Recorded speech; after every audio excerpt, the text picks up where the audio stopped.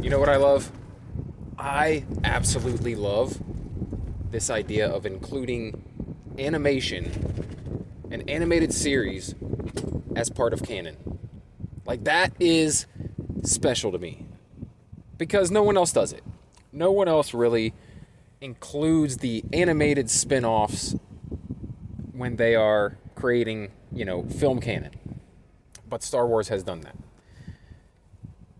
With these series, they've shown us, by bringing in characters from the animated Star Wars shows that have been going on for the past, 10 years or more, they've brought that into live action pretty seamlessly. I mean, they've done a great job at casting for these, animated to live action. And not least of which is Rosario Dawson as Ahsoka Tano. So far, I am loving this series. I'm loving how much they are incorporating Star Wars Rebels. I mean, also, Star Wars Clone Wars as well, but I feel like mostly Rebels, making reference to Ezra and bringing in Sabine. I feel like, for me personally, as a big nerd, I love that. I love that. Now, some people that are not, deeply embedded in the animated series and watching all the spin-off stuff through the years of Star Wars, you might not get as much out of it. It's not as special. But what's really cool about it is they explain enough that you don't need to have watched what comes before. Like, you can get an idea of who Grand Admiral Thrawn is without ever actually seeing him. And it actually kind of adds to the mystery of who this guy is, because they're searching for him in this series. And you've never seen him. You don't even know what he looks like. So, I just think it's brilliant when they do that. And I don't think everything could pull it off. It's hard to make something animated and take it seriously as canon, as part of a bigger franchise. But I think they're doing such a good job with it with Star Wars.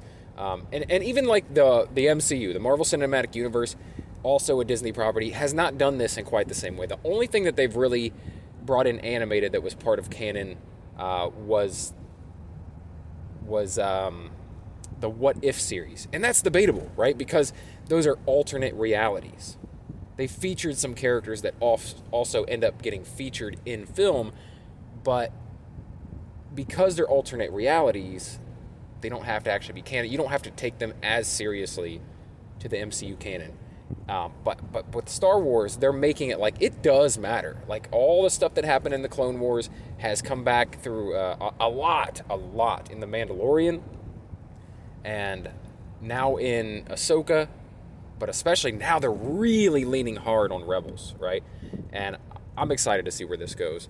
I'd love to hear what you guys think of them, leaning on animated films and series as canon for, the background of characters and such for an entire franchise. I love it. I absolutely love it. But I'm not sure everyone else does. Who knows? Also, what are you thinking of this series so far? Because so far, I'm loving it. For me, the Clone Wars and Rebels are some of the best Star Wars, period.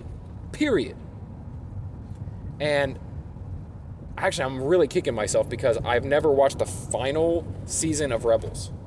And this series kind of spoiled the final season for me. At least what ends up happening in the end. By watching the first episode of Ahsoka, I was like, oh, damn, I probably shouldn't have had that spoil. I should have finished Rebels before this, because I had a feeling that it was going to have quite a bit to do with it. So anyway, love to hear what you guys think. Also, just let me know, what do you think of the animated series, just in general? Because as I said, for me, it's some of the best Star Wars, period.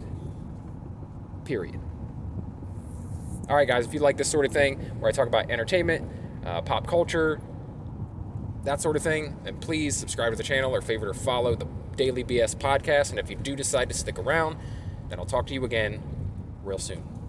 Thanks.